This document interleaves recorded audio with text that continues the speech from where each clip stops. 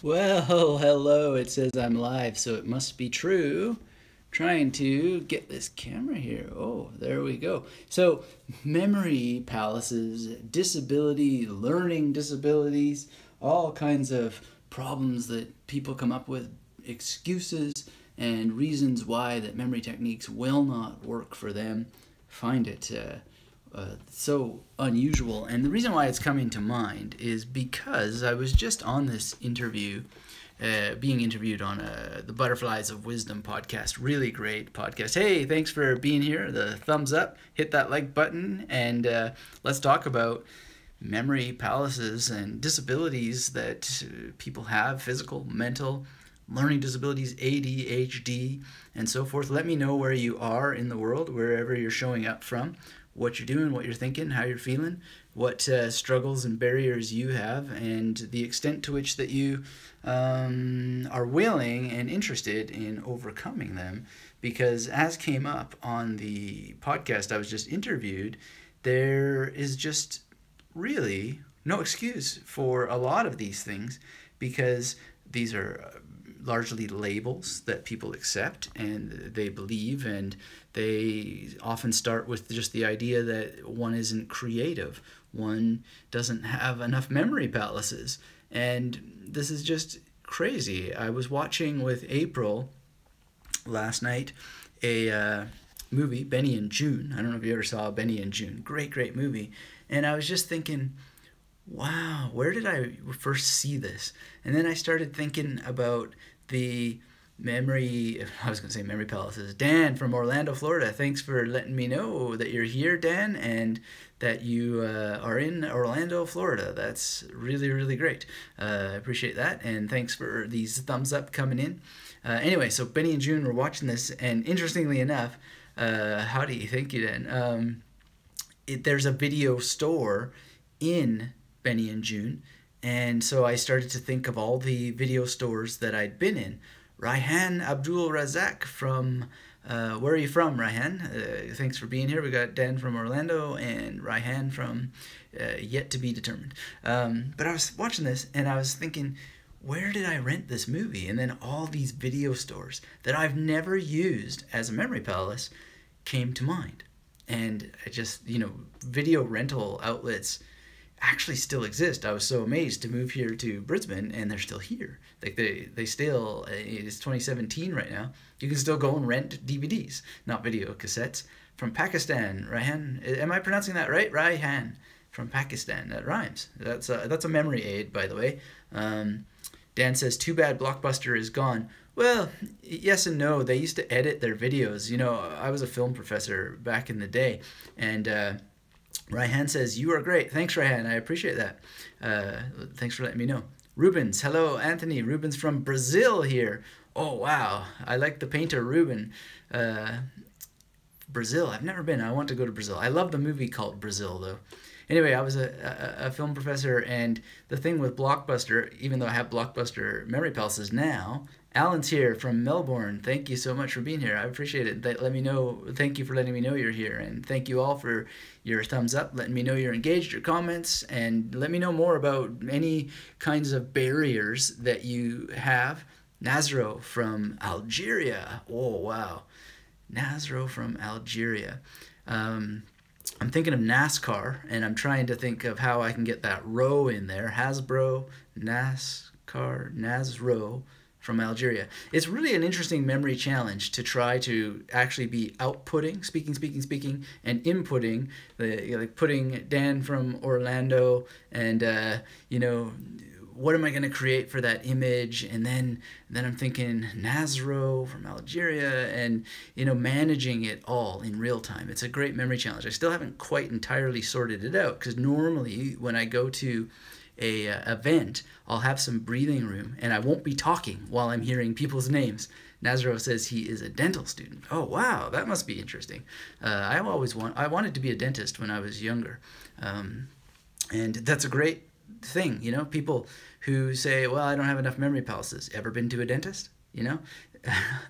I think that most of us have been to a dentist. There's the waiting room, there's where the secretary sits, There's the examination rooms. Usually we have been in at least one of those dental rooms, examination rooms, probably more than one. I remember Dr. Bishop was my dentist when I was a kid, and now that I'm thinking about it, I can very, very clearly picture the waiting room. Nazro says, I use the Memory Palace and it's so great. It is so great. I'm making one right now. I never would have thought, Nazro, until that you were here, to use Dr. Bishop's as a Memory Palace, but it's so amazing. What's so cool about his office is that the waiting room was here, then the examination room, it was almost like a wing of examination rooms where they were divided, so there were three, and then the secretary station was here, and there was an office behind the secretary station, and it was actually a perfect circle, so to speak, inside of a square in terms of the journey you could make. Oh man, why didn't I ever use that? And there was a video store, actually a Blockbuster's underneath that. But I was saying about Blockbuster, the whole thing, the reason why I was skeptical about it is when I became a film professor, I began to understand that Ted Turner and so forth had influence over how that the videos that Blockbuster was renting were edited to support the morals and so forth of Blockbuster and Ted Turner. And that's just, okay, that's the way the world is, but that's also, not art. That's not cinema. That's ideology. And to edit a film so that it can be rented through Blockbuster is anti-intellectual, it's anti-imagination, it's anti-creativity, and it's just bizarre. So when Blockbuster, Usama from Algeria, Nazro says, I use multiple techniques to memorize one course like story, method, and chain. The Memory Palace I love because it is already going to use multiple memory techniques founded upon the strongest memory that we have, which is our spatial memory, and then episodic memory, all the chaining, all the different terms that have come up, they all sort of boil into use in your Memory Palace. Anyway, I don't want to get on a big speech about Blockbuster and film studies, but it relates to everything because, these disabilities that we place in front of ourselves often come from ideology. It comes from the messages that we receive in films, and a lot of those messages are not necessarily positive, and they help create a status quo in which we accept limitations upon ourselves. And so we don't necessarily realize this, but the movies that we're watching can create a worldview in which the limitations that we think we have are actually not there at all, but they're serving a larger process that doesn't want us to achieve our goals. Raihan says, I'm pronouncing that correctly. Okay, so now, Raihan, I'm going to try, now that I know that I'm pronouncing it correctly, to see what kind of image that I can create for that. Because Raihan, so I'll see... Han. Okay, so I'll see my friend Ryan with Hannibal Lecter. Let's try that. Okay, Ryan. But we got to do something with it, right? It can't just be, Ryan with Hannibal Lecter. That's not very memorable. Got to, Ryan is, he's got, okay. I'm not going to say it, but that should work. Anyway, it's really important. And it was just shocking to me, the idea that someone would say that they couldn't use this or that memory technique due to a disability. And then I just think it's very opportune that this whole thing about Blockbuster movies comes up. And Benny and June is, of course, about mental illness. It's about disability. It's about accepting the myths that we are limited. And it's about how that other people will impose their idea of your limit upon you and the ways that you train them to come up with those ideas in the first place. So if you haven't seen Benny and June, it has this video store in it, and the video store is a very empowering sort of part of the movie. And as I was watching it, I was thinking, wow, okay, so where did I rent this? And then all these video stores came to mind, and I just thought of all these ones that I had never used as a Memory Palace before. And then that made me, on this interview that I just had, I was thinking about this, people, the disability that they come up with, one of which is, well, I can't make enough Memory Palaces. to possibly run the magnetic memory method. And it's just crazy to me. Of course you can. Go to the dentist. If you haven't been to the dentist for a while, go again. And if you don't like that dentist, go to another dentist. Go to all the dentist's office in the 5-mile radius. You're just placing a limitation on yourself. There's so many buildings that are perfectly memory palaces waiting to happen. They're amazing and brilliant. So this is the disability. The person I was speaking about with on the podcast, we were getting into things like being in a wheelchair and, you know, all these other kinds of things. And then there are legitimate actual contusions and lesions in the brain where, okay, all the thinking in the world isn't going to help reframe your limitations if you can't think at all. So we've got to accept biological reality. But by the same token, the brain can heal itself. And what do you think? Is it more likely to heal itself if you're thinking negative and limiting thoughts? Or is it more likely to heal itself if you say positive thoughts that direct behaviors that encourage your brain to heal? So behaviors that might involve eating better, sleeping more, doing de-stressful activities. Nasro says the brain plasticity, absolutely. And every single moment of every day, we all have the opportunity to say positive and empowering things inside of our brains, and our brains will listen. They will listen, and they will act in accordance. Now, again, there is reality. There is the world. And Nasro says, you are right, Anthony. Well, it's not even so much being right. It's just the evidence is working in the favor of it, and you'll feel it yourself if you do it. So I was at a business meeting yesterday, and one of the exercises was for everybody to say, on a scale of 1 to 10, where are you in your personal happiness and your business happiness and so forth? And I just went to 10. Because why would I even implant in my mind the message that it was anything less than 10? I didn't want to mess around too much, but really the answer is like a billion, right? Out of 1 to 10, I'm a billion. Like, because the other people, very legitimately, I'm sure, they were thinking, oh, well, I guess I'm about a 6 or whatever. And that's great. But to me, I'm not going to do that to my brain. My brain is going to be fueled with all or nothing, 100%, let's go, more than 100% if we can get it. Now, the leader of the group, of course, she very wisely pointed out that 5 to a certain thinker may well be my version of 10, and they're just thinking it and processing it a different way. And then the power there is in knowing what you're processing. Methodologies are your modes, your preferences, and so forth. And the more you know about how you learn and what really turns your crank and so forth, then the more that can be useful to you. But you've got to be aware of how many limitations you put on yourself on a day-to-day basis. And we all do it, but we need a filter. We need to monitor it. And so many emails I get, they're talking about ADHD. They're talking about that they have dyslexia. They have this or that. Every barrier under the sun has come through my inbox. And I'm not buying any of it. I mean, on the interview today, I talked about the years that I wasted identifying with the terms bipolar disorder. Usama says, thanks, Anthony, you help lots. Yeah, well, I'm glad. Thank you for letting me know you appreciate it. And thanks for everybody for participating. Thumbs up, likes. And if you watch this video later after the live stream, please come and visit it. Leave your comments. I'll see them later. Interact. And thanks for all the comments on the recent videos that I've put out. The coffee one was fun.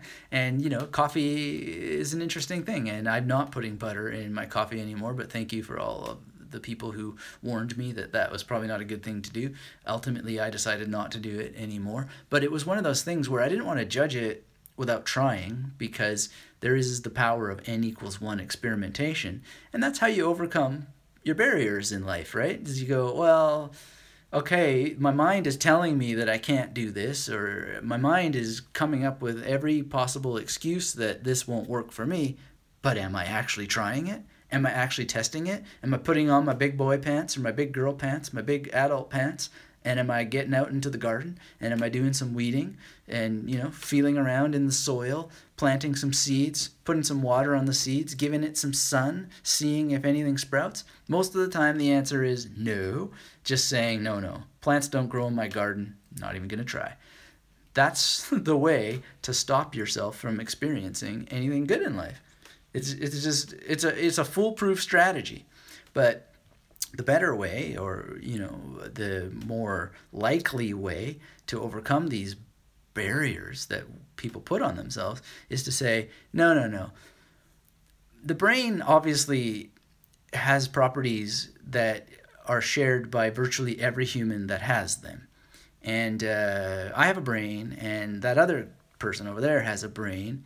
And the reason why we can communicate is because there's something similar about these brains.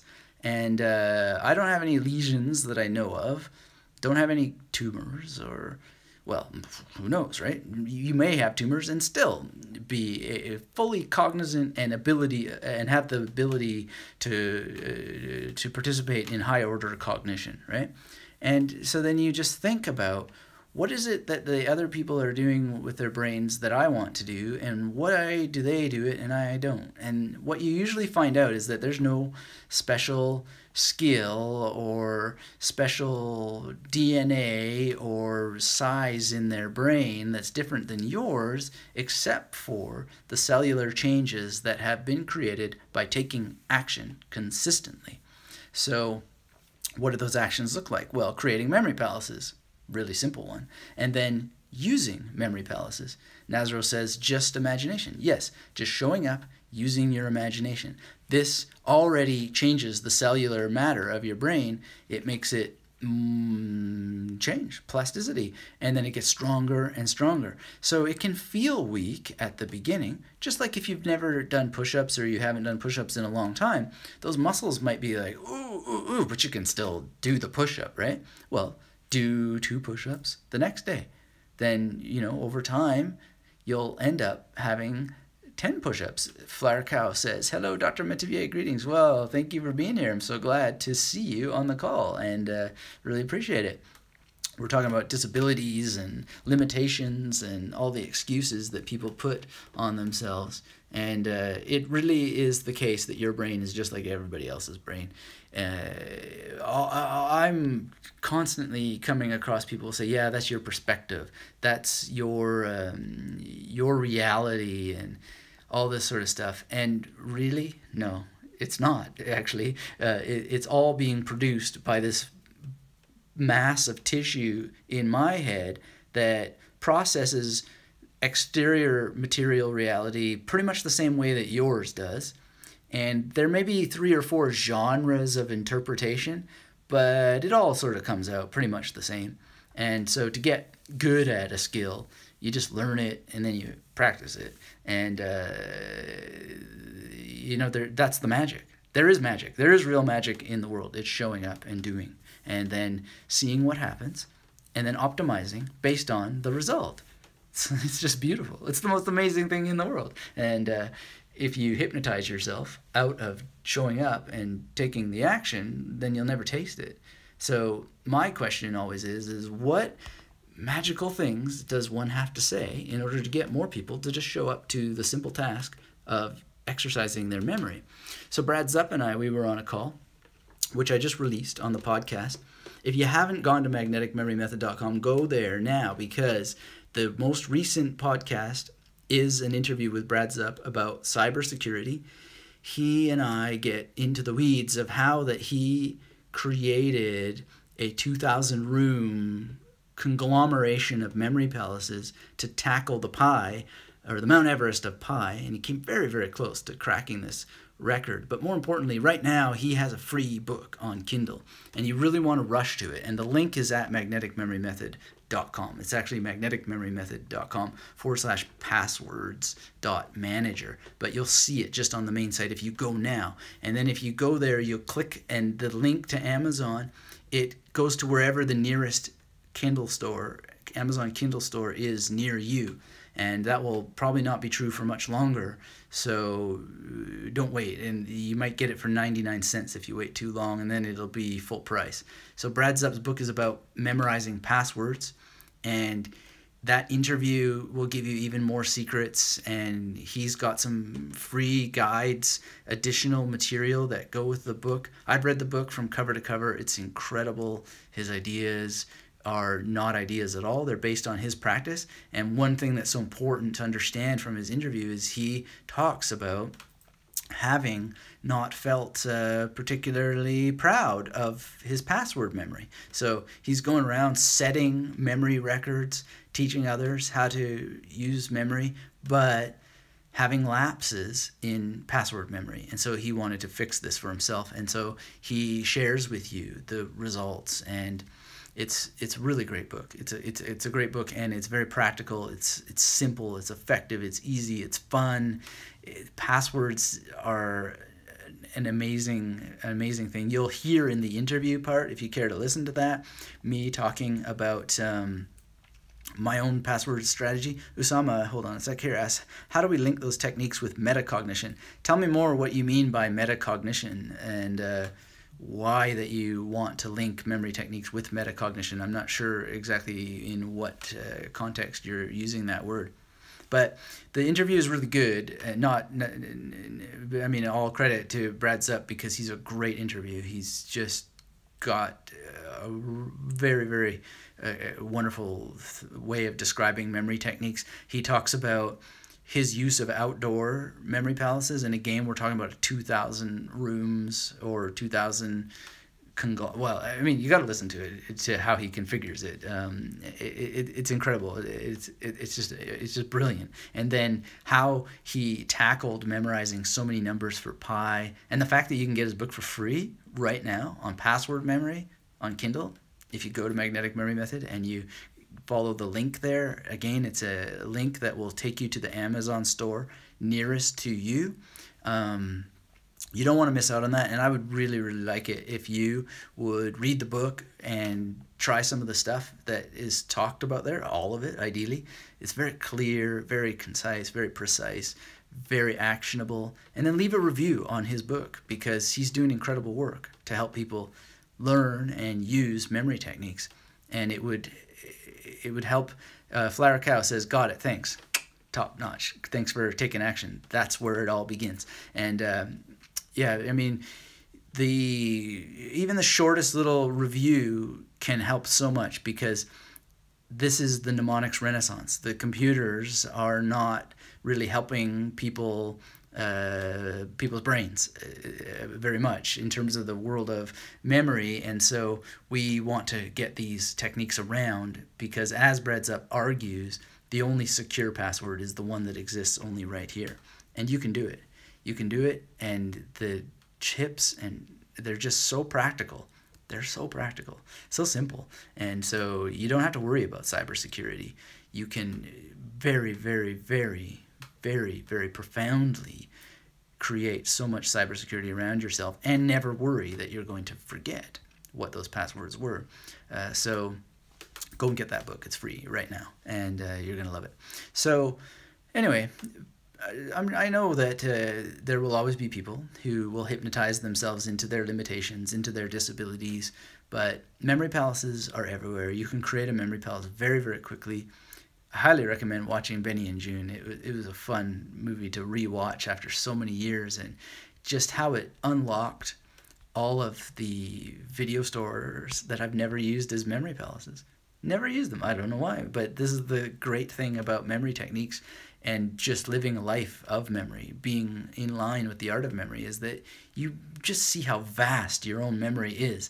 No matter how much time I spend thinking about it, which is almost all day long, I never, well, except for meditation and stuff, when I am doing other stuff in the brain, but it's just unbelievable to me how every opportunity of untapped territory creates more untapped territory. The memory is so vast. It is so incredibly vast. It's like the past is as eternal as the future, or it just seems to be there's no way to hit the borders. There's no way to hit an end. So even Nazaro shows up on this call purely by chance, says he's a dentist. Bam! All of a sudden I'm thinking about Dr. Bishop. And another video store I wasn't thinking about before, when I had thought I'd tapped out all the video stores in that town. No, there was another one underneath Dr. Bishop's office. If you start thinking this way, you'll see it's not even just about memory palace excavation and coming up with constant new memory palaces. This is just about experiencing the miracle of your brain, how full it is with so much rich material, so much to explore and to use and to just be amazed by. Utter amazement. I'm amazed. I don't know about you. Are you guys amazed? I mean, I see everybody who's here, and there's some thumbs up there, but not as many thumbs up as people here. So some people are not amazed, I guess. But if you are, and you haven't hit that thumbs up, let me know that you're engaged. We're going to shut this down here in a few minutes. So if there are any questions, let me know before that I go. I'm still curious about the metacognition thing. If Merrill 4 says, I'm a medical student. Your first part went away there real fast. I find memory palaces too time consuming to tackle all the study load, so I prefer to use imagination and associations to get the right compromise. I'm going to see if I can bring up the whole message. I'm a medical student, and the book How to Develop a Perfect Memory by Dominic O'Brien has been helping me throughout my studies, but I still find memory palaces too time-consuming to tackle all the study load. Merrill 4, have you taken my course on memory creation? If you haven't, you shouldn't be spending more than 2 to 5 minutes on creating bulletproof, well-formed memory palaces. Well, go to magneticmemorymethod.com. Merrill says not yet. Please go there and register for that course, and I'll look forward to seeing your homework, your first memory palace, because this is not a time-consuming process. If it's taking more than 2 to 5 minutes to make a well-formed memory palace, that's just too long, and it's just not necessary. Most people who follow what I teach can have a minimum of 26 within a 2-hour period. Some take 5 hours, but that's the average, and I've heard again and again and again, when people just buckle down and do it, they get it done. And the other thing that's so, Nazro says it's hard to memorize a whole course with just a memory palace. Well, I don't know. That depends on how you're organizing the information. But the reality is very, very simple, is that you're going to learn how to use and create memory palaces well by creating them in multiples. So a lot of people, they think that, oh, well, I got a memory palace. And that's one of the reasons why this interview with Brad Zupp is so interesting, because I asked him, are you doing one memory palace or what's going on? And it turns out, no, it's not one memory palace. It's a 2,000-room conglomeration of memory palaces, and it's organized in a very, very clever and interesting way. And, you know, none of us will ever know exactly what's going on in his mind, but his description is so clear, it'll help you. But at the end of the day, he talks about a huge time investment in creating it, and I just don't know what the creation process is. I do know that I've worked with thousands of people, and the average is 2 to 5 hours, well, more on the 2-hour side for 26 memory palaces. That's sort of the minimum, and you've just got to buckle down and decide whether you're going to do it or not. But if it takes more than 2 to 5 minutes to create a memory palace, then just, you know, practice making memory palaces till you get there, because it shouldn't take that long.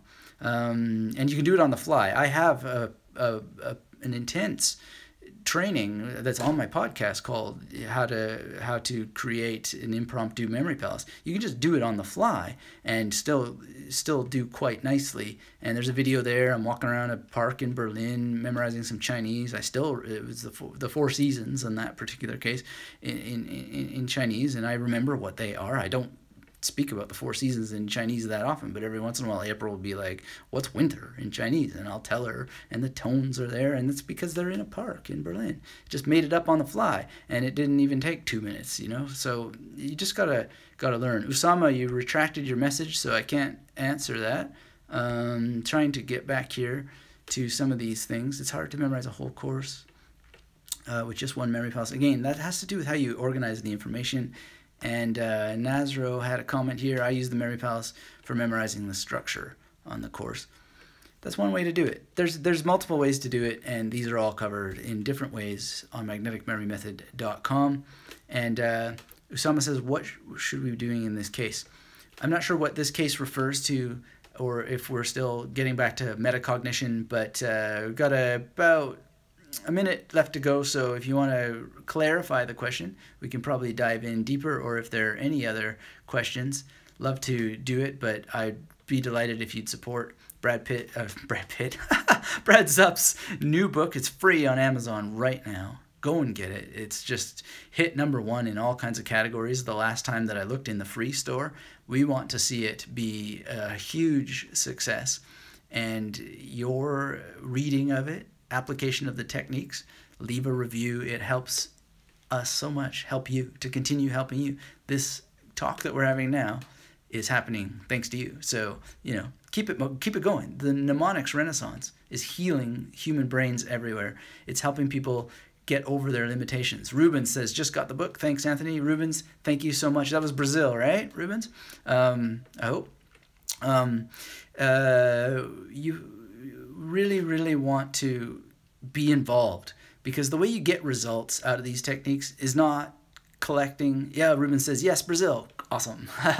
Got a test. It's part of the game. And you know what? If you slip up, it doesn't really matter, because you're practicing your memory. And mistakes can happen. Even the memory champions, the best of the best, it's a point-based system, okay? So the best of the best can still make mistakes, and that's not the point. The point is that you show up to the practice and you use the techniques and you get better and better and better. And I make mistakes, and sometimes oh my God, but you get over it and you learn. The point is that you learn and you think about it and you go, what could I have done better there? When I talked with Florian Delay on the podcast a little while ago, he triggered an idea in my mind that has made my card memory so much better because of just talking about the practice. And that's why I want to encourage you to be so active in the discussion. Post on magneticmemorymethod.com, post on these YouTube videos, talk about what it is that you're doing, right? Those are more important posts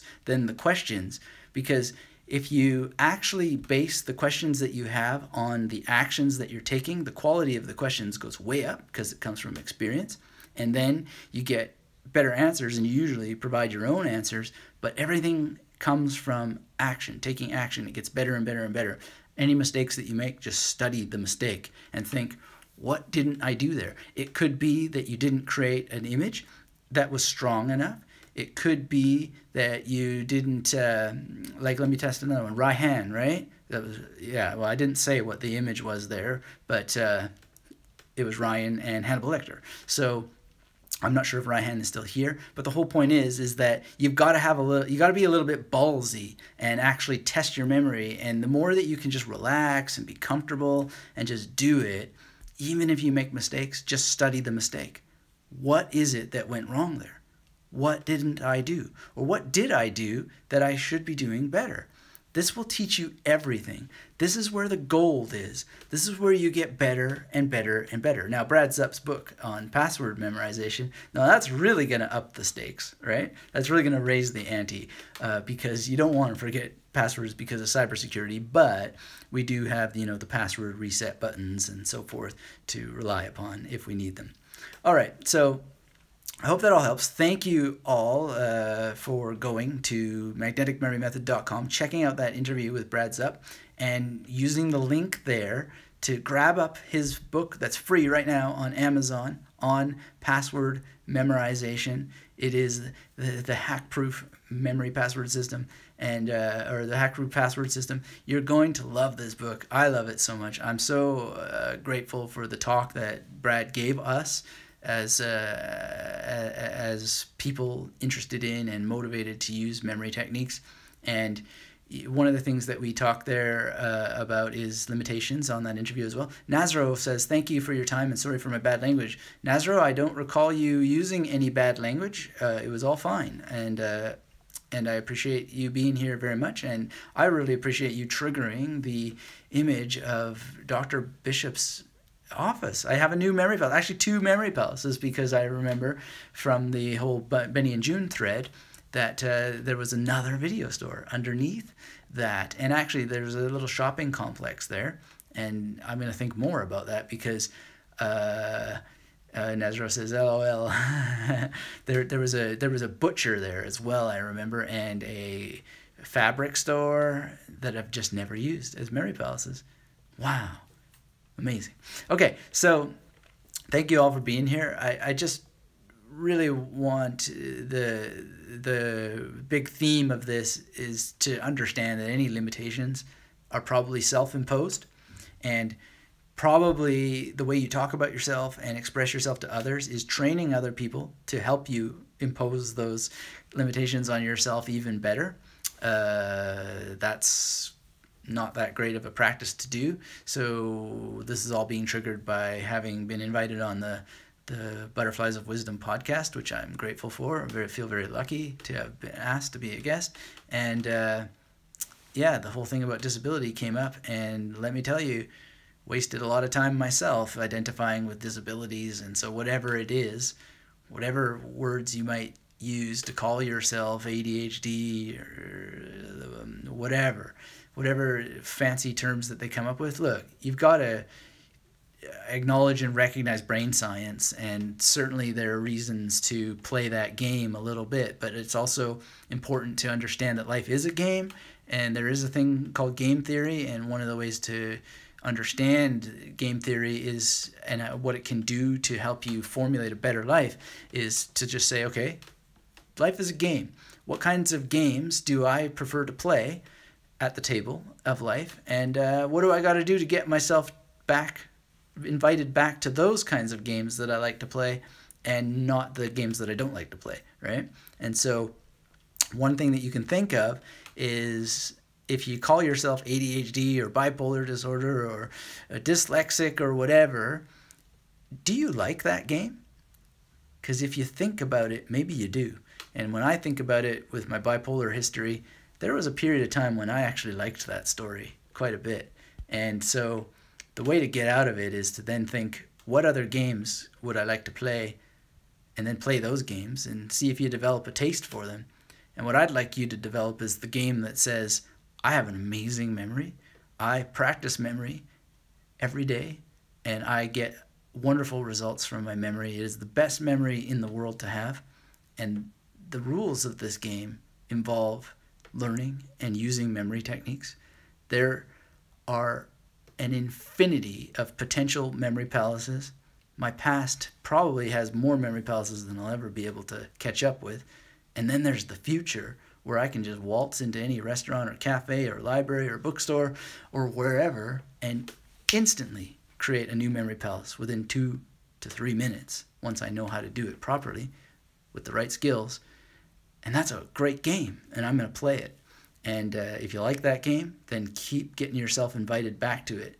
And you can get yourself invited back to it simply by creating rituals around it and showing up and playing the game, because it's one of those games where you can quickly ascend to being the dungeon master if it was Dungeons and Dragons, or you can ascend to being whatever role that you want to have in this game of memory. And there's just no end to the possibility. So do not accept limitations. Do not train others to put limitations upon you, and play the games you want to play and figure out how to get yourself invited back to more of those games, and you will have an incredible memory. You'll have an incredible life, and you will have an incredible amount of fun. So thanks all for being here. Thank you for those who said hello, where you're from, what you're doing, and I look forward to seeing you over at the new episode with Brad Zupp. It's magneticmemorymethod.com/passwords-manager. Brad Zupp's book is only going to be free for a very limited period, and the link there will take you to the nearest Amazon.com, and you will enjoy this book immensely. Please read it. Please leave a review for Brad, and please join the conversation at magneticmemorymethod.com/passwords-manager. Hopefully I memorized that URL correctly. That would be embarrassing, wouldn't it? But if a mistake was made, a mistake was made. And I'll just have to study it and figure out what the heck that I did wrong, not even remembering my own website address properly. But yeah, you're going to love that book. Thank you for being here. And until we have a chance to speak again, I wish you a wonderful rest of your day, rest of your week, and keep yourself magnetic.